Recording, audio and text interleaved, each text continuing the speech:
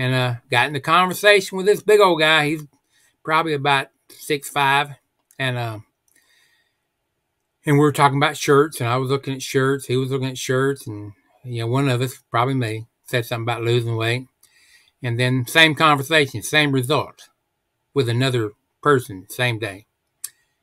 And I said I was doing carnivore. He said he'd been on carnivore for over a year. He used to be over 400 pounds, and he was down to 280. And he said and told me, he said, man, he said, how long you been on it? I said, well, I don't know, roughly about 2 months. And he said, just keep on it. And he said, because everything gets better, everything goes away. Paul, how did you find carnivore? Well, Dave, I guess I'll give you a little background. I was diagnosed with fibromyalgia probably about 20 years ago. It was I just had some crazy nerve symptoms that really knocked me for a loop. I was out of work probably a year because I was having some weird things going on in my body that I couldn't explain. Doctors, I go to the VA, and they tested me, put me through the, all the normal things, looking for MS or something else, and couldn't discover anything. So as most people might know, the generic thing for MS seems to be a fibromyalgia, you know what I mean, or MS and a lot of other symptoms, So from what I understand, it used to be pretty unusual for men to even be diagnosed with it. And I sort of, it hit me real hard to start with. And you know how it is. You feel disabled. You feel weak. You feel like you just, you can't keep a job and stuff like that. So anyway, to sort of shorten it up a little bit, I suffered with that for 20 years, but I always thought any kind of supplement, any kind of way, I knew there was an answer somewhere, but I just just kept on getting so close to it, but never got to it. But anyway, just back this past April, I knew I'd been needing to get my weight straight, forever, because of course that motivation just has to be there. So I felt like, God kicked me into action.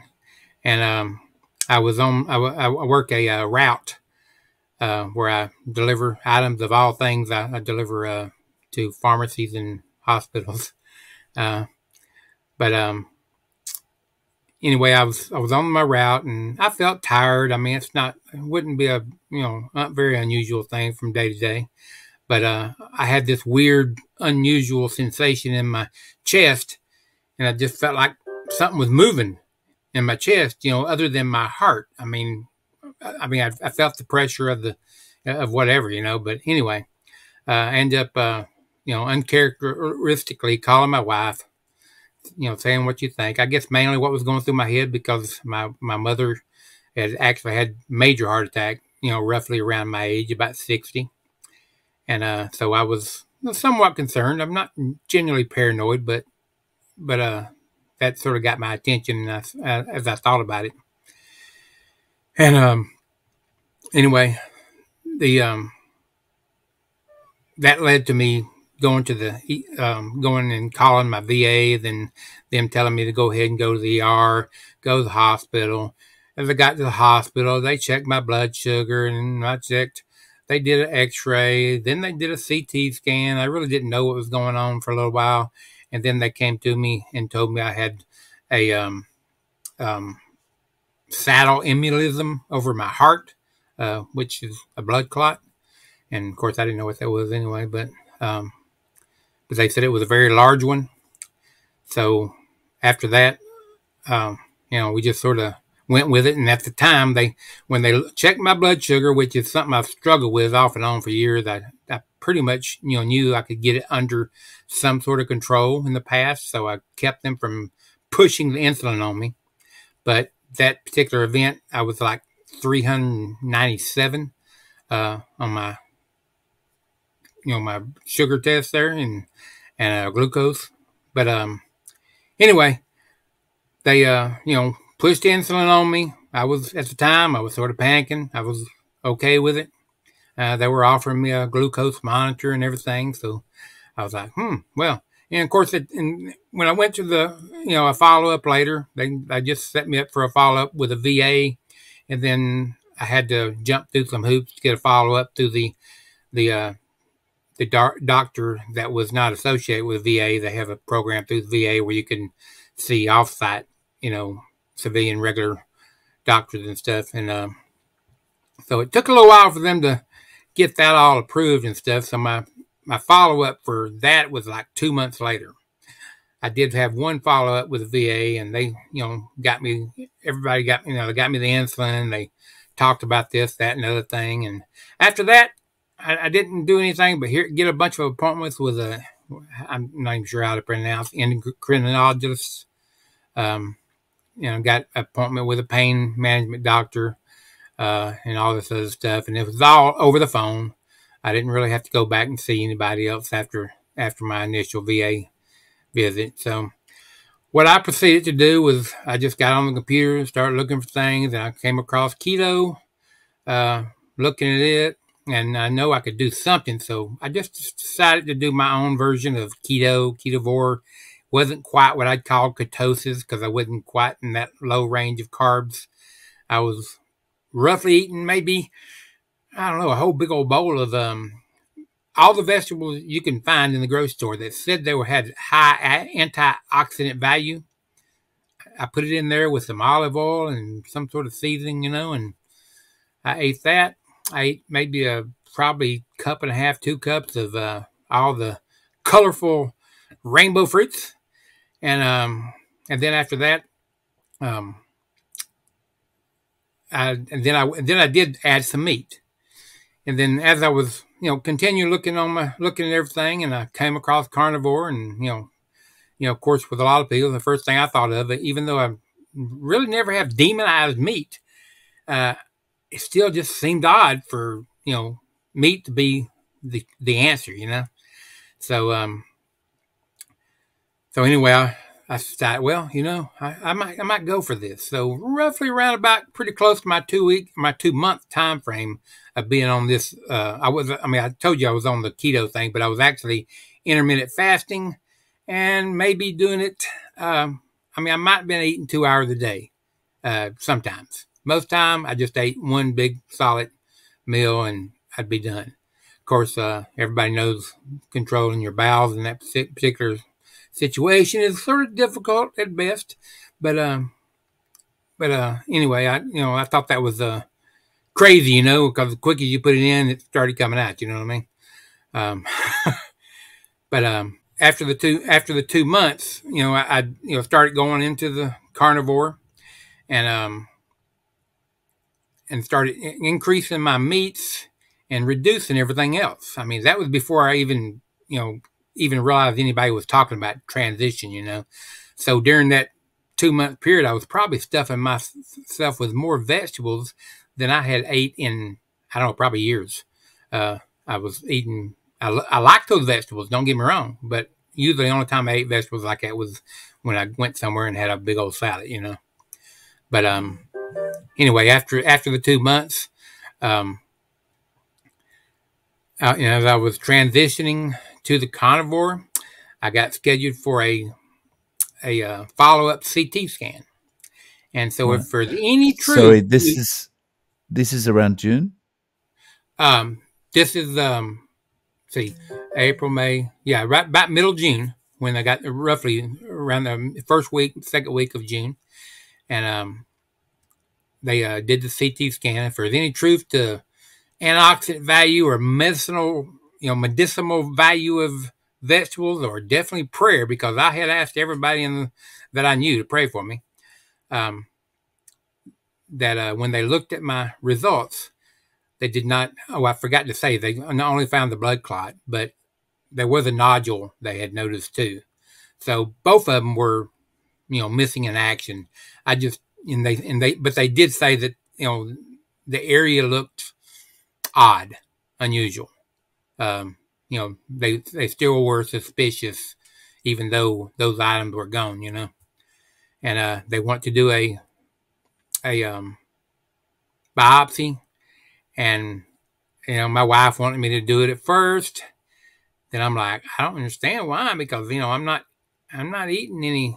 I mean, I've already gone full over to carnivore, and I wouldn't eat no carbs, so I wouldn't even want to worry about it. And after a few weeks, my wife, she came up to me. She said, "Well, I don't want to stop you from doing whatever you want to do, so I'm not going to ask that you make you feel like you have to get it. And anyway, after that, went on carnivore. Had some conflicts with talking to the doctor and the nurses over my sugar. I was trying the insulin and trying the the fast acting insulin. Every time I did it, I noticed it when I ate. It just was not. I mean, it affected my sugar more when I forgot the dose and ate. My sugar was lower than it was when I actually took the instant acting stuff. So I'm not a doctor, but I said something's wrong with this. Of course, I've always been sort of a rebel when it comes to following doctors' instructions. So anyway, after that, I had a few consultations with my pain management, then the endocrinologist. She didn't particularly like me when I told her the stuff I had not been taking that they had sent for me. They sent me some alternative, medicines to take with the insulin and stuff like that. And I told her, I said, I don't know if I ever saw them. I'm not even sure I even got them in the mail and stuff like that. But after she saw my last test, or my last blood test, she immediately wanted to put me on statin. I said no, thank you. And she didn't, she wasn't very happy with that. But we went ahead and didn't listen to them. I'm looking forward to my next visit, which is probably pretty soon. But so far, I lost like 15 pounds during the initial 2 months. As far as weight goes, I know everybody likes to hear about weight. I really hadn't paid that much attention to it, and I can't tell you for sure what my total weight is. I know about where it is. It's roughly 40 to 45 pounds total. So another 30 pounds in 10 weeks, 2.5 months roughly of carnivore, and I've lost 8 inches in my man waist. I don't I'd like to lose another 10 inches in my man boob, you know what I mean? I'm waiting on that one to happen. How long does that take, Dave? Uh, but, uh, but, after that, I mean, I've, I've got my A1C when I went to the hospital. I don't think I mentioned this, was at 17.1. Previous A1C was at 12 something, and they had not even shared that one with me. And that one at the hospital was they said 17.1. But this last time when I had my blood drawn, I got my A1C down to 6.7. And that was about 3 or 4 weeks ago. And so, I mean, I don't understand the A1C other than they say it's a 3-month average. So I'm figuring it had to be pretty low if that was, came down to 6.7, And that'll probably just continue to improve. Yeah. Yeah. I hope so. I mean, I should. I mean, it only makes sense anyway. And something odd I want to share that happened to me, because everybody's always wanting a little confirmation. And it just happened to me last week. Wasn't really that I was doubting carnivore, although, you see all this, you see people on videos, you see them talk about all these symptoms and stuff going away. And oddly enough, I'm a little bit of on the side, I'm a little bit of a buyer seller. I do a little eBay, sell stuff here and there as a little side income. Anyway, we went to a estate sale, me and my wife, and we met this lady. Her father had passed away months ago, and she was selling some stuff, and I probably started the conversation. I don't know, probably did. My mouthy me, and said something about losing some weight and looking for some clothes if you've got any, stuff like that, and she said and I said something about losing some weight and stuff, and she said that she was a nurse. It got brought up that she was a nurse. I said, well, you probably won't like what I'm about to tell you, what I've been, what I've done to lose weight. And to my shock, as soon as I said carnivore, she said, I've been over doing carnivore for over a year. It's changed my life. I've lost 127 pounds. Okay. That's sort of odd because, I mean, although it's taken some hold, this carnivore thing, it's still, definitely not popular on the outside of the internet. And so the same day, I went to a city nearby, went to a Goodwill, do a little thrifting there, look for stuff, and got into conversation with this big old guy. He's probably about 6'5", and we were talking about shirts, and I was looking at shirts, he was looking at shirts, and one of us, probably me, said something about losing weight, and then same conversation, same result with another person, same day. And I said I was doing carnivore. He said he'd been on carnivore for over a year. He used to be over 400 pounds, and he was down to 280. And he said and told me, he said, man, he said, how long you been on it? Been on? I said, well, I don't know, roughly about 2 months. And he said, he said, he said, just keep on it. And he said, because everything gets better, everything goes away. And he was sharing with me that all he ate, which I've never heard anybody say this, but he said, all I'm eating is pork because that's what he could afford. But he's just eating all pork. Um, so, like, how are you eating each day right now? Well, I'm probably not as consistent as some. I mean, I'm consistent, but I buy my meat and I get it on sale. So some days it's T-bones, some days it's ribeyes. Unfortunately, not the good pasture raised stuff, but I get some, pasture ground beef sometimes. But basically, steak, um, butter. Butter, I've had to slack off a little bit. I'm getting a lot more sensitivity to it, congestion and stuff. So I definitely don't do the butter, at least in the evening anyway. But I usually, a lot of times, I'm, OMAD, one meal a day, like 3 to 5 in the evening. Sometimes if I'm on my route and there is a hospital I go to, and it's probably sugar cured. I don't know, but they have bacon in there. And I go in there and get me a plate full of bacon, and that gives me an opportunity to tell these people what I'm doing, because they're always saying something about me coming in there and getting bacon and stuff. So, I mean, I try not to have many rules to this. I think if the 1 meal a day helps, I'm going to do it. But Yeah. But so if you were feeling hungry though, then you'd go for a second meal, or you yeah, just eat when you're yeah, hungry, right? yeah, Mm. just go with it. Yeah, nice. Okay. And how is your wife feeling about it at this stage? Well, she's a little, she wants me to go get that biopsy now. She's still paranoid about that. And I told her ain't no sense in worrying about it. But, we'll see. I'll do it for her if I have to. But the last time I called and she had said something about me wanting to do it again, I called him and that doctor never called me back. So I guess they thought they lost them some, income. I don't know. But I didn't try to call him back either because I wasn't really motivated to do so anyway. But my wife, she's, she probably needs to get a little bit of this too. She's struggled with weight, for a long time, and she got gastric bypass surgery. Oh Lord, it's probably been 20 years ago since that too. And she was she almost died over the gastric bypass in our community.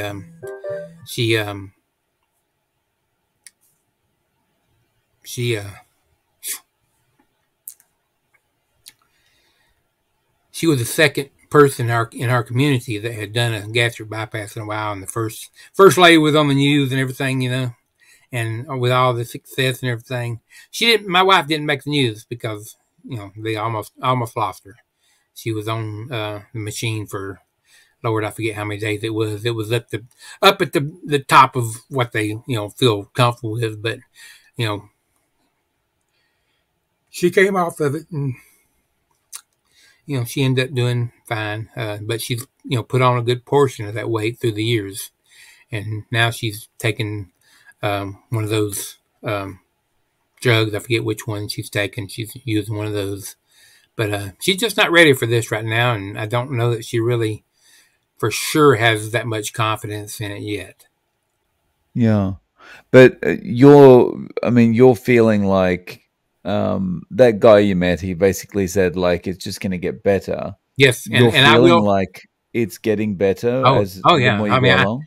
I will say this: the weight has not been. Well, I mean, it was not the major thing. The major thing, like everybody else says, everything just gradually inflammation. Because with fibromyalgia, I can tell you there wasn't many areas of my body that I didn't feel some type of inflammation somewhere, um, and mild inflammation. I was taking 3 to 4 tramadol a day, and I was actually probably taking 6 to 10 ibuprofen on top of that at one time. And now I'm taking, right now, as of this past week, maybe one a day, and that's usually near the end of the day when the pain sort of gets on me and it gets a little overbearing. I mean, it may be that I could probably do without it, but it takes a little while to shake that habit off because I've been taking the tramadol probably at least 6 8 years of it. I mean, when I first got diagnosed, they had me on everything gabapentin. I was probably, from what I was told, I was on like 1,600 milligrams of gabapentin at one time, and it never did anything for me, not a thing. I took myself off of it way back when I was searching for answers. But yeah, I can say that through all this stuff that I was such a rebel that I didn't stay on hardly any medicine they prescribed me very long. I always find an excuse or a way to get off of it.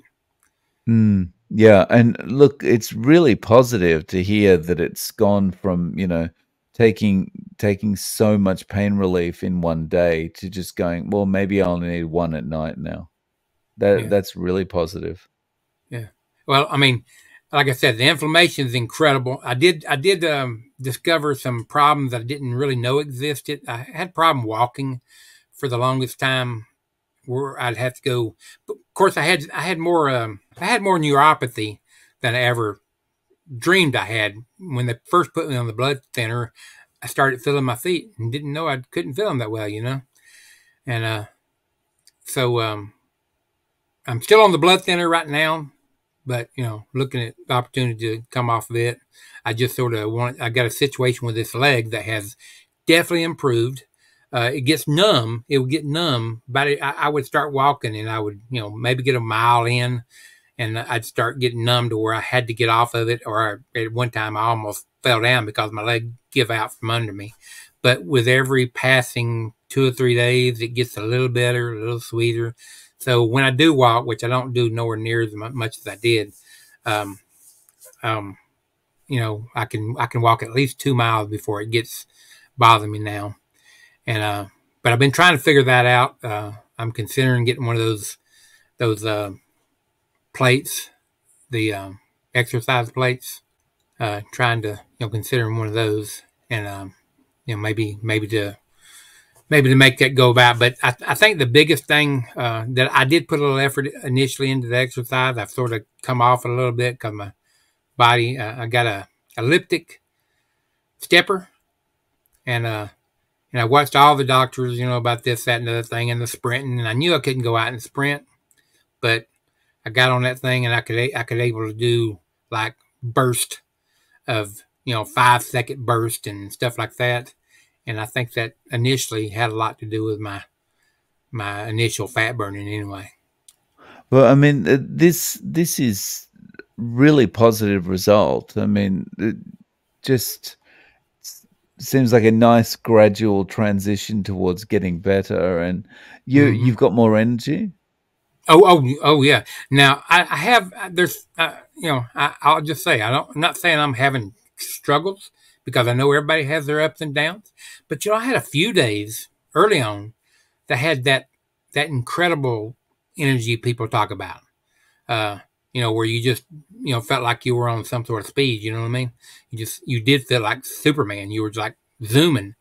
And I had a few days here and there early on, but I quit. I quit getting those days. I mean, my energy's usually pretty good. I don't know if it's not enough fat or, not enough salt. Sometimes I hear all those discussions, but guess what? It's still about 50 to 60% better than it was before.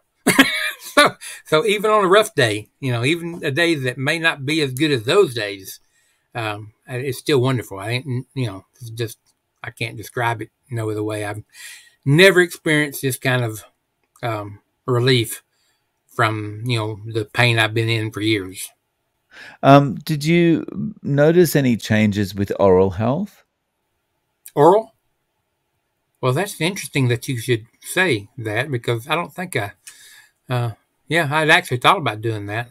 They're talking about that, but I have noticed that right before all this happened, I was starting to lose teeth. I was, I was starting to have them pulled out. I had like two or three pulled out because they got hurt and loose and everything. And when I started all this, I still had some loose teeth. Matter of fact, I got at least one, but they've all started to get stronger. You know, the gums are getting stronger. So that is another a definite thing that I was going to mention about. And also for those that if you got, I don't know if it's fat in my back or that came out of my back or something, but I, I know people. There's got to be other people. I just never heard them talk about it. But your whole stature will start wanting to be more erect, whereas before I was probably hunching a lot.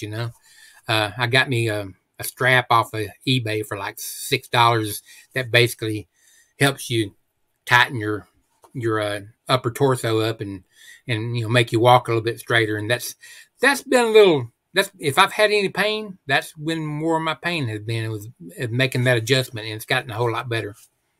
Yeah. Yeah, I felt that as well when early on. It was like you want to stand straighter, Uh huh. and it's a really interesting feeling because it's like, oh, this is how tall I am. I didn't realize that because I'm always Yeah. looking at the ground Yeah. before, I, yeah, I always wondered. I mean, it's like I used to be 6 foot, but somewhere along the line they started measuring me shorter, and I was like, well, I guess that's part of getting old. That's all these old people get shorter, and I don't know. I hadn't measured myself lately to see if I'm back up to 6 foot or not, but If someone was asking you for advice on how to get started with carnivore, what would you advise them? well, I mean, I didn't experience that bad of a situation, although I really went. I mean, it was a 2 week transition, but when you consider how much vegetable I threw at myself for 2 months, I mean, I put a lot in me. Uh, but yeah, I would do like most people suggest. I would say to make it a slow transition, just slowly start getting all the carbs and the stuff removed from your system and start increasing your meats. So I've actually told my son that he's he's had a lot of mental issues through the years because of drug use and stuff, and I've tried to get him in that direction. Made some attempt anyway. Is he interested in giving it a try? Yeah, I think he's been increasing his meat a little bit. But the stuff he shares with me, I'm like, oh no, not that though. How would you address the claim that people have that carnivore is too restrictive? No. I mean, I hear you ask this question a lot, and I'm like, I really don't know which way to go with that answer. But I mean, it all depends on your perspective of what restrictive is. I mean, uh, used to be, I do okay on my job, but I just barely do what I do. It's not a heavy job, but but it can have its moments and the days. But I used to come home. There would be no activity for me. No, I'd be laying down, sitting down for at least an hour or two. And of course, I did, do a little eBay stuff, so I'd come in here and do a little bit, but very little before, more now. I can go to the store with my wife, and I don't feel like I got to have a cane for backup or hold on to a buggy.